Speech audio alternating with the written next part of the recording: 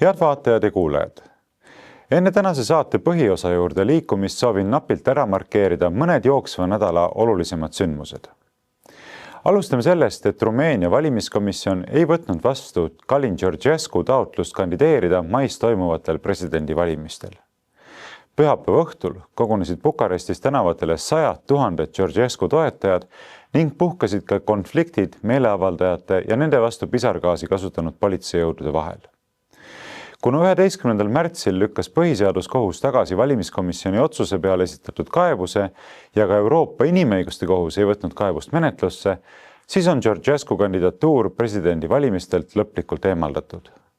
Järjekordselt näeme, kuidas Euroopas toimub varjamatu taganemine demokraatia ideaalist. Euroopa Liidu juhtkond vaatab aga toimuvat pealt tuntava vaikiva heakskiiduga. Samal ajal andis Iisrael teada, et alustab palestiinlaste väljaviimist Gaza sektorist ning selleks on valitsusel kavas luua Iisraeli kaitseministeeriumi all eraldi agentuur. Esialgsete arvestuste kohaselt tuleks iga päev Gazast küüditada 5000 inimest. Selget vastust küsimusele, kuidas peaks toimuma nende inimeste ümberasustamine, kes ei taha Gazast lahkuda, ei anta. Korrutatakse, et ükski mõistlik inimene ei soovi ju sellises rusuhunnikus elada. Taibukamad inimesed muidugi mõistavad, et see, mis on viimase aasta jooksul Gaza suunal toimunud, muuhulgas Gaza totaalne maatasa pommitamine, teenibki kaugemat eesmärki viia läbi etniline puhastus. Rahvusvahelise õiguse kohaselt on aga rahvastiku sunniviisiline ümberpaigutamine ühemõtteliselt sõjakuritegu. Süürias seevastu on pärast president Bashar al-Assadi võimult kukutamist vallandatud jõhker sektantlik vägivallalaine. Ainuüksi mõne viimase päeva jooksul on riigis tapetud tuhandeid kristlasi ja alaviitide usuvähemuse esindajaid. Toimuvad massihukkamised ja pannakse toime laiba rüvetamisi. Nähtavad kaadrid on seejuures tuttavad Liibüast Muammar Gaddafi kukutamise järgsel ajal. Kohalike tunnistuste järgi osalevad tsiviilelanike kallal toimepandavates veretöödes ka väljaspoolt riiki tulnud jõud. Kõige selle käigus nähtub, milline reaalsus peitub demokraatia, inimõiguste ja vaba ühiskonna ideaalide edendamise fassaadi taga. Aga nüüd põhiteema juurde. Käesoleva nädala üheks olulisemaks sündmuseks geopoliitilisel areenil olid kahtlemata USA ja Ukraina vahelised läbirääkimised Ukraina sõjatandril vaherahu saavutamiseks. Washingtoni ametliku positsiooni kohaselt soovis USA president Donald Trump kasutada kohtumist osaliselt selleks, et hinnata, kas ja milliseid järeleandmisi on Ukraina valmis sõja lõpetamise eest Venemaale tegema. Läbirääkimiste eelseks avalikkuse häälestamiseks kasutati erinevaid manöövreid. Muuhulgas teatas näiteks Saksa tabloid Bild kindlas kõneviisis, et Trump ei kavatse Ukraina sõjalist toetust taastada enne, kui Zelenski lõpuks tagasi astub. Rahukõnelustele suunduvat välisminister Rubiot tsiteeriv The New York Times pealkirjastas aga oma artikli Ukraina peab loovutama territooriumi mis tahes rahulepingu puhul. Ja brittide The Times nentis, et Zelenskist on saamas peamine takistus rahuprotsessi teel. Tähelepanuväärne toonimuutus, kas pole? USA ja Ukraina delegatsioonid kohtusid teisipäeval 11. märtsil Saudi Araabia suuruselt teises linnas Džidas. USA delegatsiooni nähtava poole moodustasid välisminister Rubio ja riiklik julgeolekunõunik Mike Waltz. Ukraina delegatsiooni juhtis seevastu Andrei Yermak, kes on formaalselt president Zelenski kantselei ülem, tegelikult aga nukujuhi kuulsusega Ukraina hall kardinal. Delegatsiooni kuulusid veel välisminister Andrei Sibiha, kaitseminister Rustem Umerov ja sõjaline nõunik Pavlo Palisa. Kõik nii-öelda Yermaki inimesed.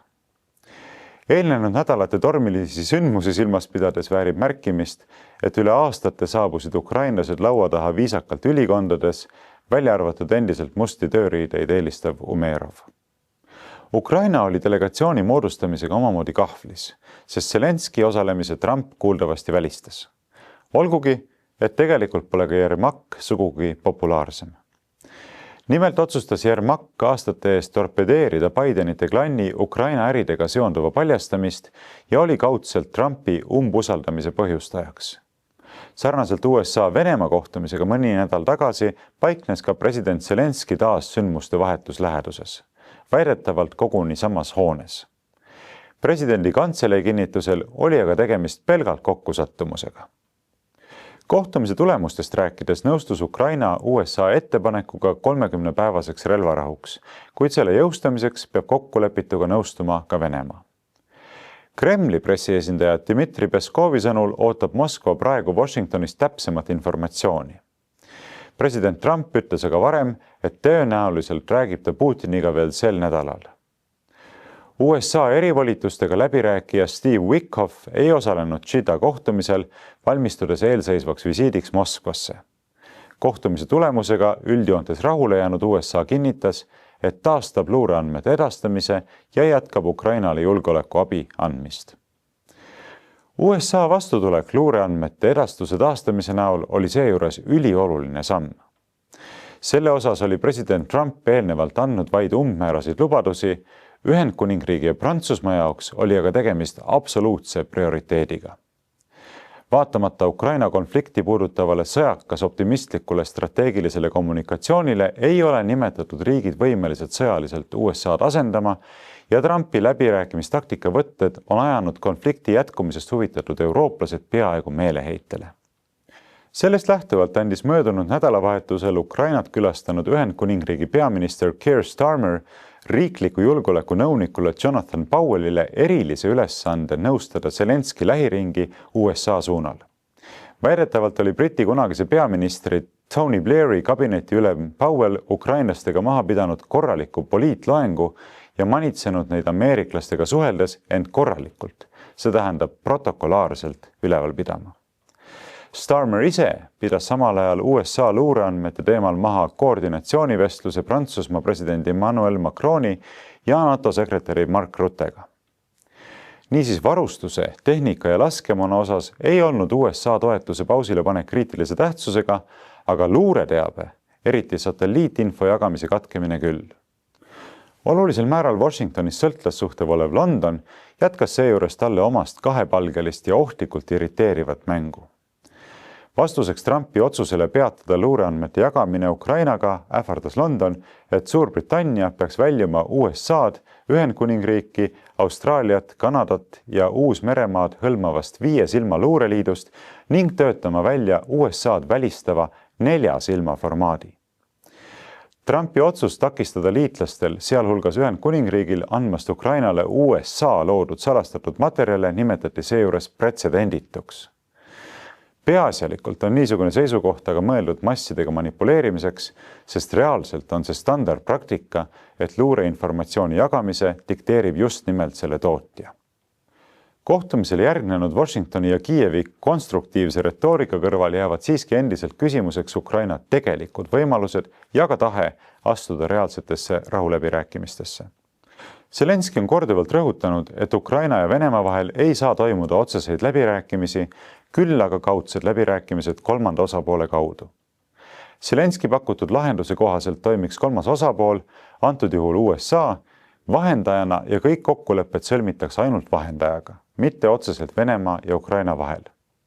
Zelenski visioon on aga programmeeritud mitmel viisil problemaatiliseks. Eeskätt seetõttu, et lõppastmes peavad sõdivad riigid konflikti lõpetamises siiski omavahel üks-ühele kokku leppima. Pole erilist lootust, et kolmas osapool suudaks ühtki sellise kaaluga kokkulepet reaalselt jõustada. Seda tõestasid ka ebaõnnestunud Minski kokkulepped aastatel 2014 ja 2015. Tähelepanu väärib seegi, et lääne meedia poolt juba aastaid levitatava informatsiooni kohaselt allkirjastas Zelenski 2022. aasta septembris dekreedi, millega keelatakse läbirääkimised Venemaa presidendi Vladimir Putiniga, kuid jäetakse formaalselt uks avatuks kõnelusteks Venemaaga. Presidendi ettepanekul võib Ülemraada selle seaduse küll tühistada, kuid siiani ei ole vastavaid samme astutud. Arvestades Vene Föderatsiooni de facto presidentaalset riigikorraldust, on Zelenski dekreet sisuliselt siiski Venemaaga ametliku dialoogi välistav. Eelnevalt toodu puudutas väga üldiselt ja tinglikult teatud tehnilisi takistusi. Läbirääkimiste eelõhtul andis aga Ukraina seni ulatuslikuma droonilöögi Venemaa linnadele, sealhulgas Moskvale. Kes arvab, et tegemist on tavapärase piitsa ja prääniku mänguga, see eksib. Kremlit see akt loomulikult ei heidutanud, pigem vaadeldi toimuvat sellena, mida ta tõenäoliselt oligi. otsese provokatsioonina. Massiivne drooniplahvatuste kammertoon ei saa kuidagi rahukõneluste teist poolt positiivselt häälestada. Sest isegi kui Putin sooviks USA pakutava vaherahu initsiatiiviga kaasa minna, tähendaks see pärast ukrainlaste poolt korraldatud rünnakut siseriiklikus plaanis ilmselgelt olulist näo kaotamist. Lisaks jääb suureks küsimuseks ka rahualgatuse ajastus. Venelastel on ju praegu sõjatandril keskmisest parem hoog sees. Taganev Ukraina on kohe-kohe kaotamas viimaseidki positsioone Kurski oblastis ja nähtav vajadus hingetõmbeks venelastel justkui puudub. Seejuures ei tasu unustada Zelenski ja tema Euroopa toetajate väiteid, et Ukraina saab Venemaaga rahulepingu sõlmimiseks läbi rääkida vaid jõupositsioonilt ning Kiievit ei tohiks isegi praegu Moskvaga läbirääkimiste laua taha survestada. Olukorrast arusaamine ei ole tegelikult keeruline. Sõjategevuse jätkumine, ükskõik mis tingimustel, on Zelenski ja Yermaki režiimile eluliselt tähtis. Rahu sõlmimine annaks kauaoodatud rohelise tule valimiste korraldamiseks ja täna on enam kui kindel, et Ukraina järgmine president ei ole Zelenski. See omakorda tähendaks teravdatud sissevaadet käesoleva võimupüramiidi tipu rahaasjadesse, sealhulgas arvukatesse korruptsiooniskeemidesse. Ei ole välistatud, et mitte ainult kohtumõistmise vältimiseks, vaid ka oma füüsilise julgeoleku tagamiseks oleks Zelenski ja Yermakiga seotud võrgustik sunnitud riigist põgenema. See on aga probleemi väga kitsas, isikustatud dimensioon. Probleem ise on märksa laiem, sügavam ja põhimõttelisem. Enne Gida läbirääkimiste algust teemat käsitlenud The Economisti artiklis sisaldub kõnekas lõik. Tsiteerin. Ukraina kõrge julgeoleku ametniku sõnul ei ole ta näinud tõendeid, et ameeriklased kaaluksid täielikku väljumist Ukrainast, rääkimata Euroopast. Lootus on, et niipea, kui meil on vaherahu, liigume jälle ratsionaalsemale rajale, ütleb ta. Tegemist ei ole eksituse, tõlgendamise küsimuse või tõlkeveaga. Tuletame meelde, et alles hiljuti tunnistas välisminister Rubio intervjuus Fox Newsile, et Ukraina sõda on sisuliselt varisõda tuumariikide USA ja Venemaa vahel ning selle lõpetamiseks tuleb leida diplomaatiline tee. Rubio väitel pole aga kellelgi ühtegi ideed ega plaani, kuidas konkreetselt see sõda lõpetada. Well, I think the important thing to understand about last Friday is not last Friday, it's everything that led up to it. It's been very clear from the beginning that President Trump views this as a protracted, stalemated conflict, and frankly, it's a proxy war between nuclear powers, the United States helping Ukraine and Russia. And it needs to come to an end. And no one has any idea or any plan to bring it to an end. The plan of the Ukrainians up to now and their allies on Capitol Hill and the people you talk to in other countries is, let's just keep giving them as much as they need for as long as it takes. That's not a strategy. Eeltoodu ongi nii-öelda elevant toas. Just sinna ongi nii-öelda koer maetud. Ajal, mil isegi patsifistlik Euroopa kuulutab häälekalt sõja jätkumise möödapääsmatust, ei tohiks USA ülestunnistus oma instrumentaalsest rollist kuigi suure üllatusena tulla. Gidas kohtusid Venemaaga sõdiv üliriik ja tema proksi ning 30-päevane vaherahu idee ei pärine algupäraselt ju Kiievist. Paljuski USA ja Suurbritannia poolt manipuleeritavate eurokraatide idee on aga endiselt Venemaa tükkideks kiskumise loosungi varjus hiiglaslike rahade kantimine ning paralleelne Euroliidu föderaliseerimine ehk keskkontrolli oluline suurendamine. Pärast pandeemiameetmeid ja sellele järgnenud rohepööret lisab Ukrainas esile kutsutud sõda sellele monstrumile väga oodatud osise. Ehk ilma sõjategevust oluliselt eskaleerimata puuduvad läänel Venemaaga peetavas sõjas igasugused võiduvõimalused, on ometi võimalik sõda oluliselt pikendada. Sest Rheinmetalli ja teiste sõjatööstushiidude aktsiahindade järsk ülessööst ei tohi ju peatuda ning sellest loodetud hiigeldulu saamata jääda. Siiski on üks aga. Nimelt, eskalatsioon ega isegi mitte sõja jätkamine nii-öelda tavastaadiumis ei ole võimalik ilma USA märkimisväärse panuseta. Brittidel ja Mandri-Euroopa riikidel, nagu juba mainitud, vastavad võimekused lihtsalt puuduvad. Trump näib aga soovivat sõjateatrist järk-järgult välja tõmbuda, sest poolt ja vastuargumente vaagides on jõutud järeldusele, et USA globaalsete huvide vaatest ei ole pikem sõda Venemaa vastu jätkusuutlik. Veelgi enam, suures plaanis on see praegu nii-öelda bad for business. Aga nagu öeldud, mitte kõik ei näe olukorda ja ka perspektiive sarnaselt. Saksamaa föderaalse luureteenistuse BND juhi Bruno Kaali hinnangul kaalub Venemaa NATO kollektiivsete julgeolekugarantiide katsetamist ning see risk suureneb, kui lahingud Ukrainas lähiajal lõppevad. Tsitaat Kaalilt. Loodame väga, et see ei vasta tõele ja meid ei panda selle katsetamise raskesse valukorda. Peame aga eeldama, et Venemaa tahab meid proovile panna proovile lääne ühtsuse. Seejuures lisas BND juht, et niisuguse testi toimumise aeg ja tõenäosus on otseselt seotud sellega, kuidas Venemaa Ukraina sõja sündmused edasi arenevad ning kui sõda lõpeb enne aastaid 2029-2030, siis võib Venemaa Euroopale ka kiiremini ohuks muutuda. Ta täiendas. Samuti on võimalik, et konkreetne ähvardus või väljapressimiskatse Venemaa poolt eurooplaste vastu võib toimuda oletatust varem. Ukraina sõja varajane lõpetamine võimaldaks venelastel suunata oma energia sinna, kuhu nad tegelikult tahavad, nimelt Euroopa vastu. Hirmuäratava näite sellest, kuidas ühe riigi kaitsesektor suudab rahu tingimustes reaalajas miljardeid põletada, pakub aga Saksamaa ise. Hoolimata 2022. aastal Saksa sõjaväele suunatud 100 miljardist on täna endiselt kõike liiga vähe. Bundestagi relvajõudude komisjoni poolt koostatud raport annab hetkeseisule taaskord hävitava hinnangu. Hiigelfondist on toetatud algatust värbamise taristu parandamiseks ning uute relvahangete kiirendamiseks, aga paljudel juhtudel ei ole tulemused nähtavad, märgatavad ega mõõdetavad, ehkki erifond on juba peaaegu ära kulutatud. Rohkem aega tähendab rohkem raha. Lihtne, eks ole? Teatavasti on Saksamaa Euroopa majandusmootor, moodustades koguni 24% kogu Euroopa Liidu majandusest. Paraku ei lähe neil praegu hästi. Kõik majandusprognoosid langevad järsult ja hea oleks, kui selle aasta majanduskasv jääks nulli. Nüüd ei ole ükski abinõu liiast ega ülearu. Kui muu ei aita, siis ehk varemgi ära proovitud megasüstid sõjatööstusesse.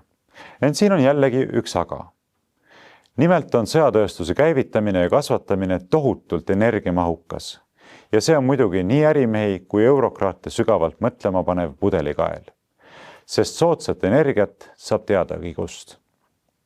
Aga tuleme tagasi Saksamaa luureteenistuse BND juhi Bruno Kaali künnilise väljaütlemise juurde, mille kohaselt on Ukrainas sõja jätkamine Euroopa julgeoleku huvides. Seda mõttekäiku, mida olen korduvalt kuulnud ka Riigikogu koridorides, kritiseeris teravalt Ukraina Rada Batkivščina ehk Isamaa fraktsiooni juht Julia Timošenko, kutsudes üles viivitamatult sõlmima relvarahu. Šokeeritud eks-peaminister ja üks tuntumaid Ukraina poliitikuid kirjutas oma Facebooki lehel, tsiteerin. Bruno Kaal kinnitas esimest korda ametlikult seda, mida me pole tahtnud uskuda. Ukraina eksistentsi ja sadade tuhandete ukrainlaste elu otsustas keegi maksta Venemaa kurnamise eest Euroopa julgeoleku huvides. Ma poleks uskunud, et nad julgevad seda nii ametlikult ja avalikult välja öelda. See seletab paljugi. Ülemraada peab viivitamatult reageerima. Sellise sammu algatamisega tuleb sõda lõpetada viivitamatult ja kõige ausamatel tingimustel. Pikemat aega otsesest rambivalgusest eemal seisnud Timošenko esile kerkimine ei ole juhus. Tuleb märkida, et mõni aeg tagasi kirjutas Ukraina meedia, et väidetavalt astusid temaga kontakti Trumpi administratsiooni esindajad. Poliitikaanalüütiku Dmitri Žuravljovi hinnangul on Ukraina endisel peaministril võimalus asuda niinimetatud vahepresidendiks. Oma toetust on talle avaldanud ka Zelenski endine nõunik, ülemaailmselt tuntud ekspert-kommentaator Aleksei Arestovitš. Meenutagem siinkohal, et nüüdseks Zelenski terava kriitikuna esinev Arestovitš oli veel 1,5 aastat tagasi ka Tallinnas korraldatud Vaba Venemaa foorumi 5. sõjavastase konverentsi külaliseks ja nautis toona ohtralt Eesti meedia tähelepanu. Samas vahendab The Times, et ukrainlaste lootuse püsivale rahule ja riigi ülesehitusele võib purustada aina jõulisemaid pöördeid võttev demograafiline kriis. Surmad ületavad Ukrainas sünde 3-kordselt ning Ukraina on praegu üks maailma kõrgeima suremusega ja samas madalaima sündimusega riik. Miljonid välisriikidesse põgenenud ukrainlased ei julge praeguses geopoliitilises turbulentsis koju naasta. Hetkel välismaal viibivate inimeste täpne arv on aga teadmata, ent ka kõige optimistlikuma variandi kohaselt on see vähemalt 7 miljonit. Seejuures on oluline, et tegemist on peamiselt viljakas eas naistega.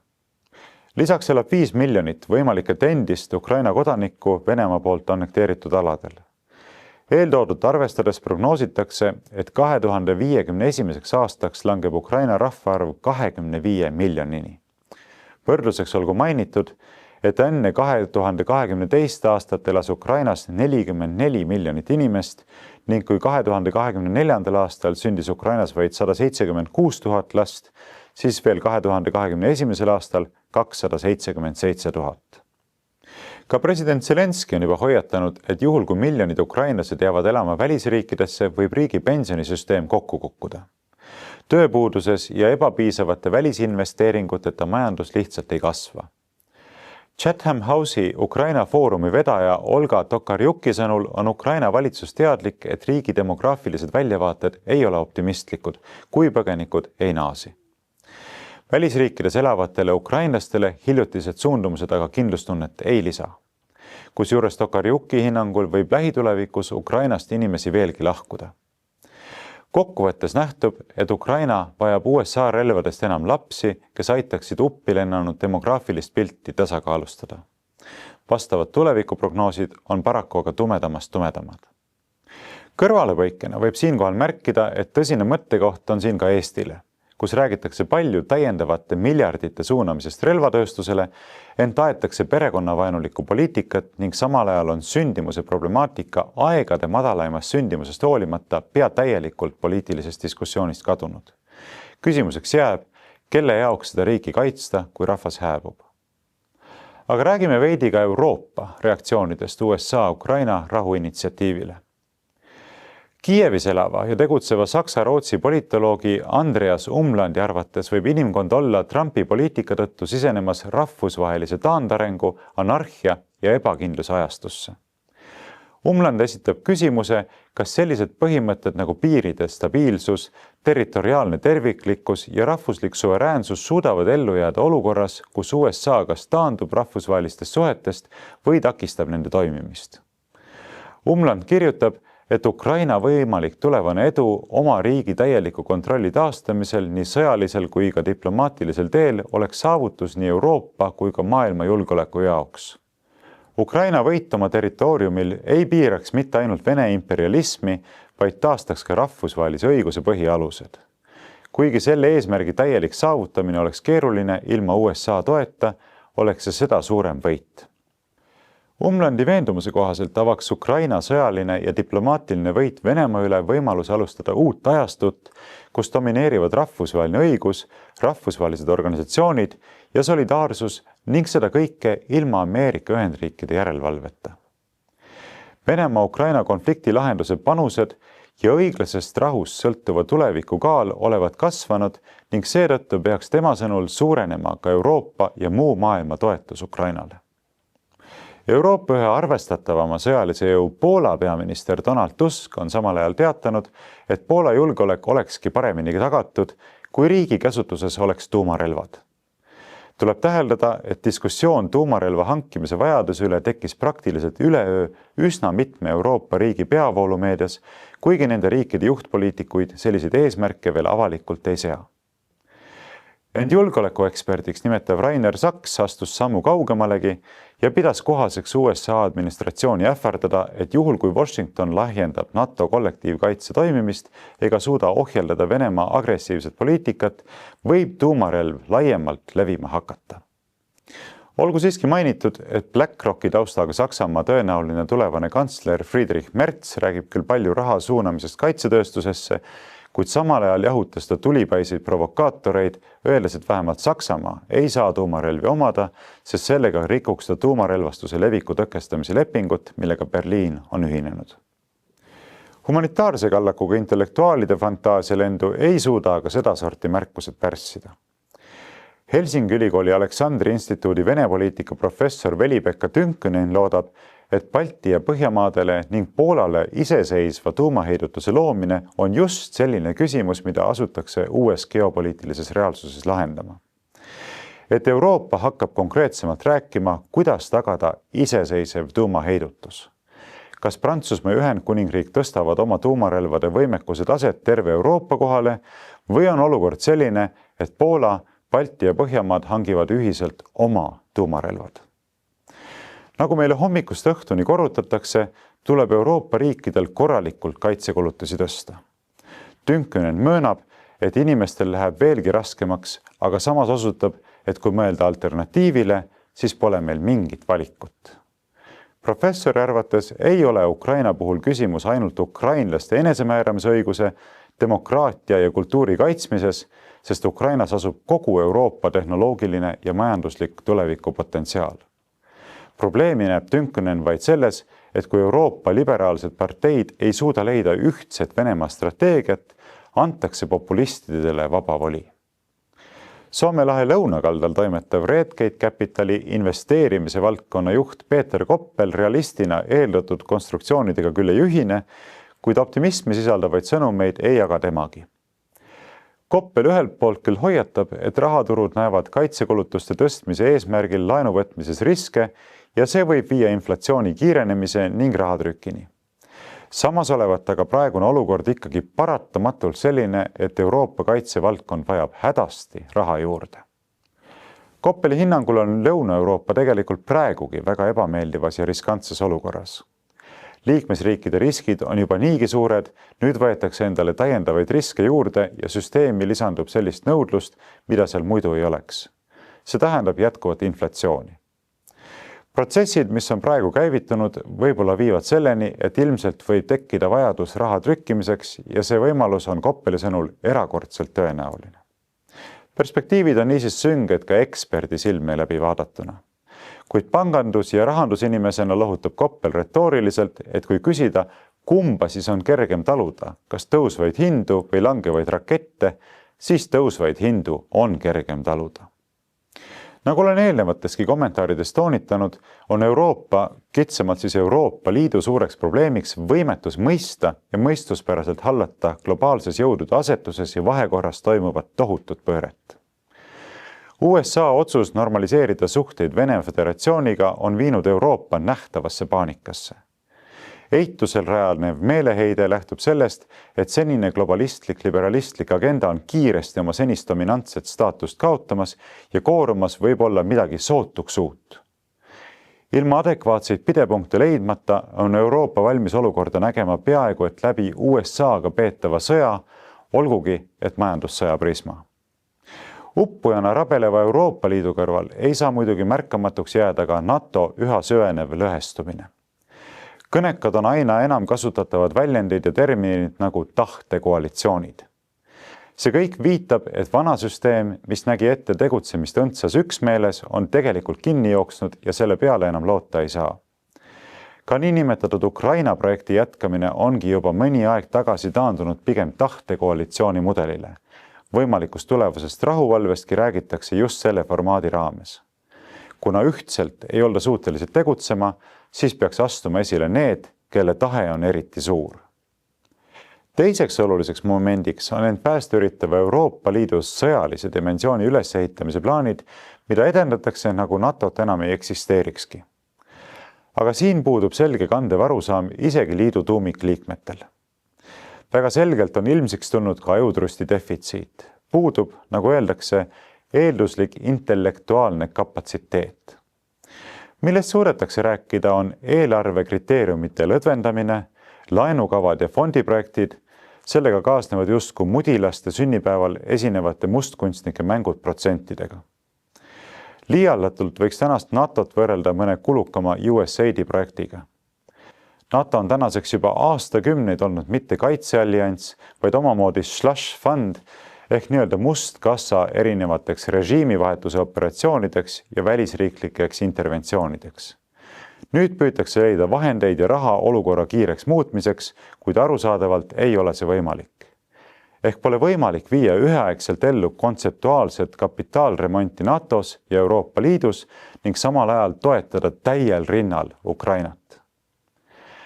Ka suure suuga suuri sõnu teinud Suurbritannia peaminister Starmer on juba põrkunud siseriikliku opositsiooni häälekale vastuseisule. Heaoluriigi mudeli koomale tõmbamine Euroopa sõjamasina ülesehitamiseks või veel hullem Ukrainale suunatava toetuse hüppeliseks suurendamiseks ei ole massidele lihtsalt vastuvõetav. Isegi kui õnnestuks riigina mobiliseeruda ühele eesmärgile, siis 2 korraga kindlasti ei saavuta. Kui üldistada, siis massiivsete uute laenude võtmiseks ja nende jätkusuutlikuks teenindamiseks ei ole võimeline ükski Euroopa riik. Ometi seda teed kardetavalt siiski minnakse. Nagu eelpool mainitud, tahab Saksamaa tulevane koalitsioon riigi taristusse ning kaitsesse investeerida täiendavalt 100 miljardeid eurosid.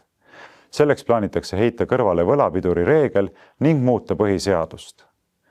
Kuna muudatuste tegemiseks on parlamendis vaja aga 2/3 saadikute toetust, vajavad CDU ehk konservatiivid ja SPD ehk sotsiaaldemokraadid ka roheliste toetust. Rohelised aga ei kiirusta tulevase valitsuse kulutuste plaani toetama ja nõuavad kliimakaitse rahastamise jätkumist. Kuna suur raha tuleb liikuma saada, siis kardetavasti antakse neilegi midagi. Ja hiigelsuured rahad on tõepoolest liikumas. Nagu selgub Stockholmi rahvusvahelise rahu-uuringute instituudi ehk SIPRi avaldatud ülevaatest, kasvas Euroopa relvaimport viimase 5 aastaga koguni 155% ja Ukrainast on suursõjaga seoses saanud maailma suurim relvaimportija. Raporti andmed näitavad, et Ameerika Ühendriigid jätkasid ülemaailmsel relvaturul domineerimist, kusjuures USA ettevõtete osakaal ülemaailmses relvaekspordis kasvas aastatel 2020–2024 varasemalt 35%-lt koguni 43%-ni. USA relvaeksport moodustas umbes sama suure osa maailmaturust kui 8 järgmise riigi osad kokku. Sõda on toonud esile Euroopa sõltuvuse USA relvadest, samal ajal kui pikalt Euroopa julgeoleku aluseks peetud NATO on seatud üha suurema kahtluse alla. USA tarnis aastatel 2020–2024 enam kui 50% Euroopa relvaimpordist ning suurimad ostjad on Ühendkuningriik, Holland ja Norra. Import USA-st on tõusnud ning NATO liikmetel Euroopas on USA-st endiselt tellimisel ligi 500 lahingulennukit ja palju muud relvastust. Ukraina osakaal maailma relvaimpordis kasvas aga eelmisel aastal 18%-ni.